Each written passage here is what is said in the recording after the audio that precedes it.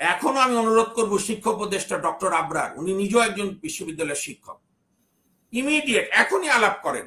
এই যে ডক্টর রইচুদ্দিন সাহেব তো চমৎকার বলেছে যে আমাদের সঙ্গে কথা বলুন, এবং এই দাবিগুলো তো খুবই ন্যায্য। আমি তো অনুরোধ করব কালকে সকালেই ডক্টর মোহাম্মদ ইউনূস সাহেব নিজেই বৈঠক করুন, কারণ যেহেতু অন্যায় ভাবে, আমি শেষ করছি, আমাদের ছাত্র বন্ধু ভাই বোনদের উপর, শিক্ষকদের উপর হামলা হয়েছে, কাজে এখন তো আবেগ উঠবেই। আমরা তো ফ্যাসিবাদের কোনো স্টাইল চাই না, কেন হামলা করবে? গতকাল যে পুলিশ হামলা করেছে আমি এটা তীব্র নিন্দা করি। এটা হচ্ছে যে দীর্ঘদিনের যে ফ্যাসিবাদী শাসন, তার রেশ রয়ে গেছে, এখান থেকে আমাদের বেরিয়ে আসতে হবে। এবং সেটা আমি মান্নান ভাই বা হাসনাত ভাই বা রইস ভাই বললে হবে না, সারা দিন ধরেই বলছি গত কয়েক মাসে।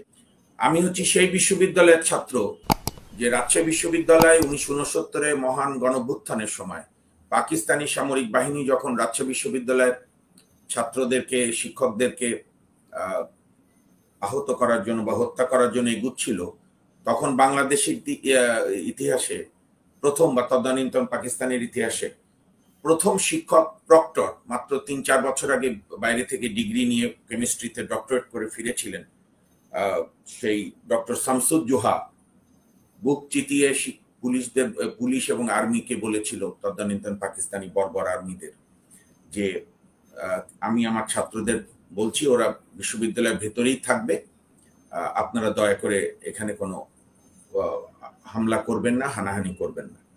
এবং যা হয়, প্রত্যেক শাসকই ক্ষমতার দম্ভে পাগল থাকে, আর পাকিস্তানিদের তো প্ল্যানই ছিল বাংলাদেশকে, ভবিষ্যৎ বাংলাদেশকে যতভাবে হত্যা করা যায়।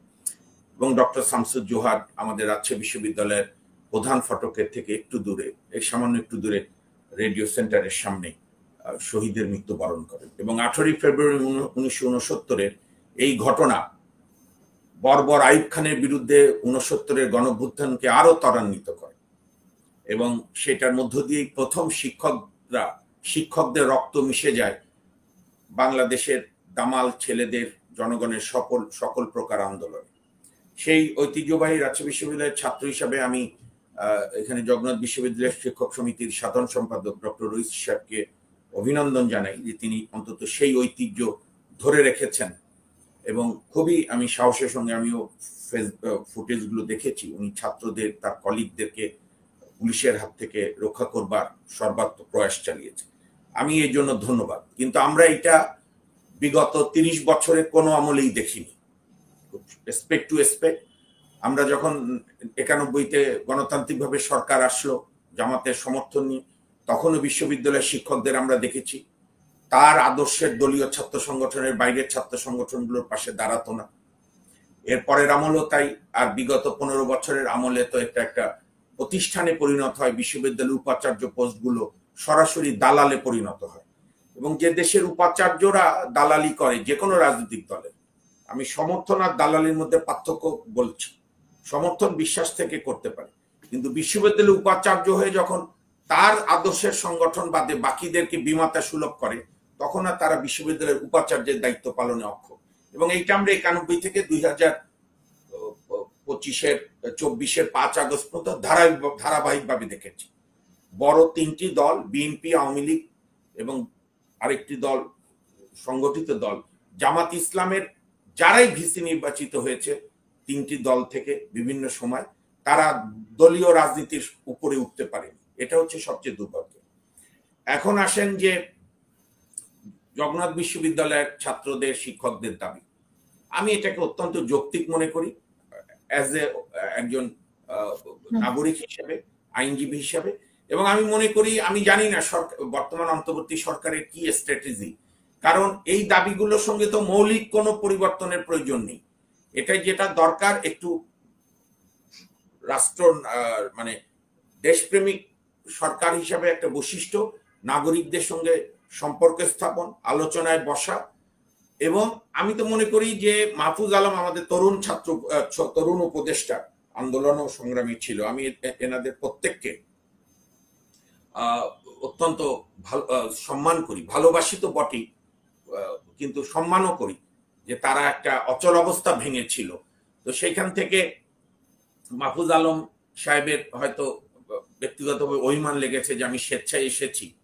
আমাদের জামাত ইসলামের নেতা এবং শিক্ষক, একজন সদ্য শিক্ষক যেটা বললেন, জর্জ বুশ, অরবিন্দ কেজরিওয়াল বা আরো অনেক নেতাদের, তো এটা তো উন্নত গণতন্ত্রের, উন্নত রাজনীতির বৈশিষ্ট্য। আমাদের তো এখন হাসনাত ভাই জানেন কিনা, আমি কিছু অসঙ্গতির বিরুদ্ধে কথা বলেছিলাম বলে বিএনপি পন্থী আইনজীবীদের একটা অংশ এসে আমার রুমে হামলা করে আমার রুমের নেম প্লেট ভেঙেছে।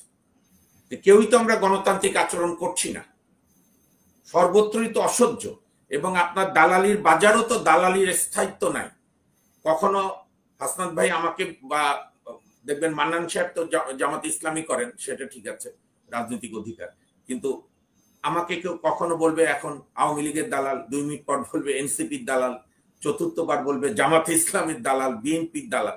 আমরা একটা অস্থিরতার মধ্যে আছি, কেউ কোনো সেন্সে কাজ করছি না। আর আমার আরেকটা অনুরোধ ডক্টর রইচুদ্দিন সাহেবের প্রতি, অত্যন্ত শ্রদ্ধেয় শিক্ষক, এই আন্দোলনের পর 5ই আগস্টের পর আরেকটা টার্ম আমরা, আরেকটা ফেনোমেন আমরা দেখলাম, যে বিভিন্ন দায়িত্বে পালনরত মানুষের বাড়িঘরের পরে যাওয়া। এখানে তো উচিত ছিল যদি আপনি প্রধান উপদেষ্টার দপ্তর ঘেরাও করতে চান, তা এত আরামের দরকার কি? আপনি এই যে আমাদের বিজয় সরণির ওখানে যে প্রধান উপদেষ্টার দপ্তর, সেটা ঘেরাও করেন।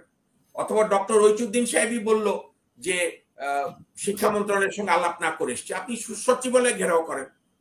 আর আমি আজকে এই যে যার যেখানে বাসা, ধরেন 90-এর দশকে যে অনেক বড় বড় আন্দোলন, কিন্তু ওনারা হয়তো বলবে যে এনসিপি তো করেছে, এনসিপি কে তো কিছু এনসিপি একটা ভুল করলে, আর আপনি এই যে আমাদের সরকার তো সেই দাবি মেনে নিয়েছে, কিন্তু ওরা তো করছে 2 দিন থেকে, ওদের সাথে তো কথাটা শোনেন না, এনসিপি করলে সেটাও ঠিক হয়নি। একজন করেছে দেখে আমি করব, এই যে আপনি একে অপরের দোষারোপের রাজনীতি করছেন, তাহলে আপনি নতুন রাজনীতি করছেন কোথায়? নতুন বন্দোবস্ত কোথায়? আপনি, আমরা যখন, আমাদের পূর্বসূরীরা যখন বিভিন্ন আন্দোলন করেছে, কই কেউ তো বিএনপির আমলে আন্দোলন হয়নি? 91 থেকে 96 আওয়ামী লীগ জামাত ইসলাম মানে কৌশলগত ঐক্য করে তত্ত্বাবধায়কের জন্য আন্দোলন করেনি? তো একবারও বেগম জিয়ার মইনুল রোডের বাসভবন ঘেরাও করতে গেছিল? আমার প্রশ্ন সেইটা না। এখনো আমি অনুরোধ করব শিক্ষা উপদেষ্টা ডক্টর আবরার, উনি নিজেও একজন বিশ্ববিদ্যালয়ের শিক্ষক, ইমিডিয়েট এখনই আলাপ করেন। এই যে ডক্টর রইচুদ্দিন সাহেব তো চমৎকার বলেছে যে আমাদের সঙ্গে কথা বলুন, এবং এই দাবিগুলো তো খুবই ন্যায্য। 2005-এ শোনেন, জগন্নাথ বিশ্ববিদ্যালয়ে, আগে যেটা জগন্নাথ কলেজ, এটা আমার খুব স্মৃতিবাহী, কারণ আমার স্কুল হচ্ছে ঢাকা কলেজিয়েট স্কুল, রইচুদ্দিন সাহেব চিনবে। কলেজ হচ্ছে কবি নজরুল গভর্নমেন্ট কলেজ, ঠিক উল্টা দিকে হচ্ছে জগন্নাথ বিশ্ব কলেজ ছিল। আমরা ঠাট্টা করে বলতাম জগাবাবুর পাঠশালা, এবং তখন থেকে অনেক বড় কলেজ, প্রচুর ছাত্রছাত্রী ছিল। সেইটাকে বিশ্ববিদ্যালয়ে রূপান্তরিত হয়েছে আইনের মাধ্যমে, অত্যন্ত। হ্যাঁ, আমি বলছি তো, সুতরাং এই দাবিগুলো ন্যায্য। এখন সেটা তো একবারে পূরণ হবে না, এবং আমাদের প্রিয় ছাত্ররা এবং আমাদের রোহিত সাহেব সহ শিক্ষকরা তো বলছে না যে আগামীকালই এটা বাস্তবায়ন করতে হবে, তারা বলছে বৈঠক কোথায়। আর সরকারেরও এই আওয়ামী, বিএনপি, জামাত সহ, গত জাতীয় পার্টি সহ গত 54 বছরে যে রাষ্ট্র পরিচালনার স্টাইল হয়েছে, যে আন্দোলনের কাছে আমি মাথা নত করব না, তাহলে আমার সরকারের শক্তি কমে গেল, এই মানসিকতা আমরা সব আমলে দেখেছি। কেউ বলতে পারবে না বুকে হাত দিয়ে বাংলাদেশের কোন রাজনৈতিক দল যারা ক্ষমতায় ছিল বিভিন্ন সময় যে আমরা আন্দোলনকে পজিটিভলি নিয়েছি, কিন্তু এই সরকার তো কোনো রাজনৈতিক সরকার না। এবং গতকাল চট্টগ্রামে আপনি এগুলো নিয়ে আলাপ করবেন আশা করি। ডক্টর মোহাম্মদ ইউনূস সাহেব 3-4 জায়গায় যে বক্তৃতা দিয়েছে, দিক নির্দেশনামূলক বক্তৃতা, জাতিকে নতুন করে আশার আলোয় আলোড়িত করার বক্তৃতা, তো সেই বক্তৃতার পর উচিত ছিল ডক্টর মোহাম্মদ ইউনূস সাহেবেরই দ্রুত শিক্ষা উপদেষ্টাকে পাঠানো, বা জগন্নাথ বিশ্ববিদ্যালয়ের শিক্ষকদের প্রতিনিধি এবং ছাত্রদের প্রতিনিধিদের নিয়ে, ইভেন আমি তো অনুরোধ করব কালকে সকালেই ডক্টর মোহাম্মদ ইউনূস সাহেব নিজেই বৈঠক করুন। কারণ যেহেতু অন্যায়ভাবে, আমি শেষ করছি, আমাদের ছাত্র বন্ধু ভাই বোনদের উপর, শিক্ষকদের উপর হামলা হয়েছে, কাজে এখন তো আবেগ উঠবেই। আমরা তো ফ্যাসিবাদের কোন স্টাইল চাই না, কেন হামলা করবে? ধৈর্য রাখতে হবে। সে কারণেই ডক্টর মোহাম্মদ ইউনূস সাহেব সময় থাকতেই আমি প্রস্তাব করব এই প্রতিনিধিদের নিয়ে, শিক্ষক, শ্রদ্ধেয় শিক্ষক জগন্নাথ বিশ্ববিদ্যালয় এবং ছাত্রদের নিয়ে এগুলো বাস্তবায়নের একটা দ্রুত সিদ্ধান্ত দেওয়া, এবং একটা টাইম লিমিট, যেমন দ্বিতীয় বিশ্ববিদ্যালয়, এটার কাজ আগানো, নির্মাণ কাজ, তারপরে বাজেটটা। আমি তো মনে করি এখানে 3 জনের শিক্ষক, আমার বেশি বলা ঠিক হবে না, হাসান ভাই তো আরো ভিসির দায়িত্বে আছে। এখানে তো বিশ্ববিদ্যালয়ের স্বায়ত্তশাসন অনুযায়ী ইউজিসি তো বোধহয় বেশি ইন্টারফেয়ার করারও সুযোগ নেই বাজেটে, সেটাও যেন গভর্নমেন্ট দেখে।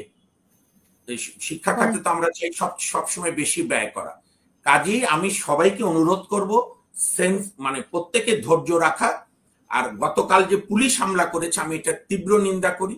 এটা হচ্ছে যে দীর্ঘদিনের যে ফ্যাসিবাদী শাসন তার রেশ রয়ে গেছে, এখান থেকে আমাদের বেরিয়ে আসতে হবে। এবং সেটা আমি মান্নান ভাই বা হাসনাত ভাই বা রইস ভাই বললে হবে না, সারাদিন ধরেই বলছি গত কয়েক মাসে।